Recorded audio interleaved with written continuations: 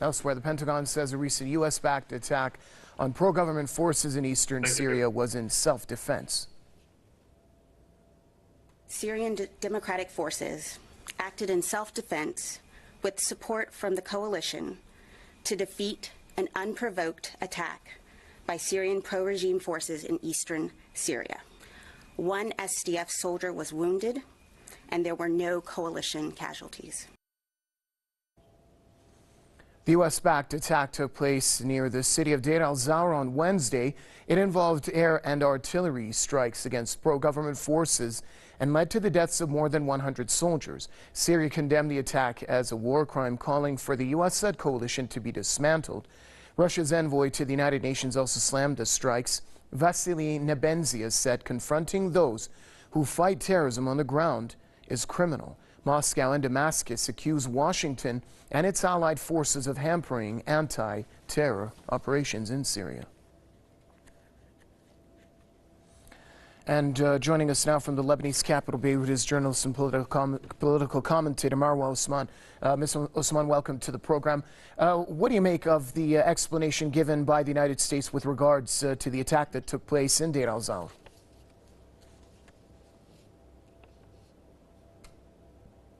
Well, I can say that it is a blatant attack to begin with, and the response of the Pentagon was a laughable one, given the fact that these forces are Syrian forces fighting against the remnants of ISIS, which was, to begin with, supported by the US. So they're fighting the remnants of ISIS in Deir az-Zor, in Jdeirah Arayqat, where the bombing happened, and blatantly the US just says that it's in self-defense. Who's defending the land here? Is it Syrians, or is it a United States land and we don't know of? It's obviously a very condemned attack by the United States. It was not unprovoked, as they said, because there was skirmishes between these forces, which are popular forces on the ground, who fight side by side with the Syrian Arab Army against the terrorists brought by the NATO and the US to Syria. But the US did not like the fact that they were approaching certain areas which they deem as theirs for some reason, as an occupation near the Jaffa oil fields, specifically in those areas where the US sees these oil fields as a very maybe vital for their own mode of stealing, as usual. They steal the resources of every land that they occupy. It's not a matter of SDF fighting with these forces, because at the end of the day, the SDF is working as a proxy force for the US on the ground, while the coalition, the so-called coalition, but it's in fact the US that is committing crimes against the people of Syria by bombing them away from the terrorists who are they supposed to clean the area from. Ms. Osman, the U.S. shouldn't be in Syria in the first place, and these actions put a big question mark over their intentions as to why they're still there, doesn't it?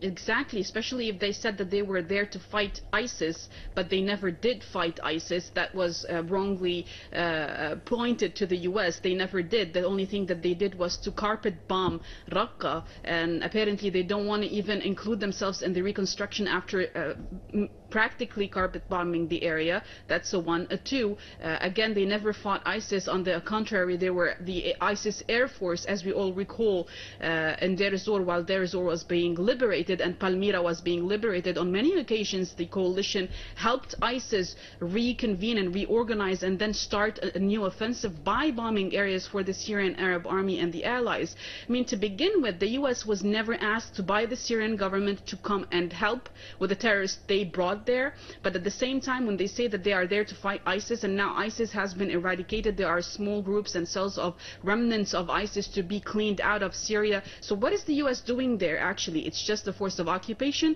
It's doing there what it has been doing, the same thing in Afghanistan, in Iraq. So they think that they can do the same thing in Syria, but Syria is another game. It's a game changer in the region, and I think they should look at the options of them picking their stuff out of Syria and leaving the area, because they are a force of occupation, and this gives the full right for Syria to fight back, to resist back, and to liberate its land. Thank you, journalist and political commentator from Beirut, Marwa Osman.